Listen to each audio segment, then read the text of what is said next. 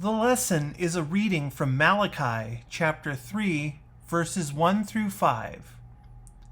See, I am sending my messenger to prepare the way before me, and the Lord whom you seek will suddenly come to his temple.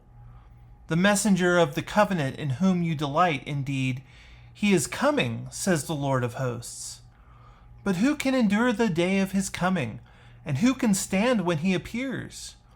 For he is like a refiner's fire, and like fuller's soap. He will sit as a refiner and purifier of silver, and he will purify the descendants of Levi, and refine them like gold and silver, until they present offerings to the Lord in righteousness. Then the offering of Judah and Jerusalem will be pleasing to the Lord, as in the days of old, and as in former years. Then I will draw near to you for judgment.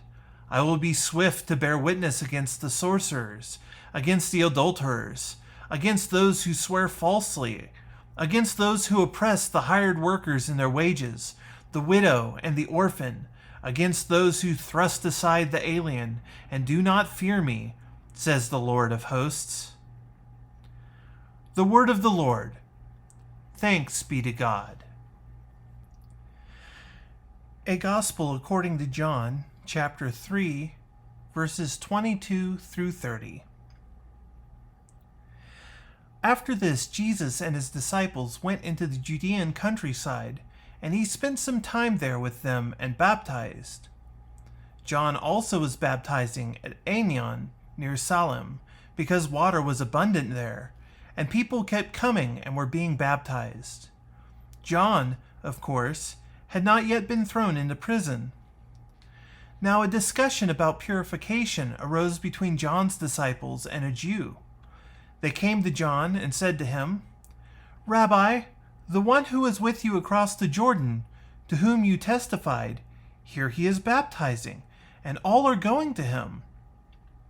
John answered, "No one can receive anything except what has been given from heaven. You yourselves are my witnesses that I said, 'I am not the Messiah, but I have been sent ahead of him.' He who has the bride is the bridegroom.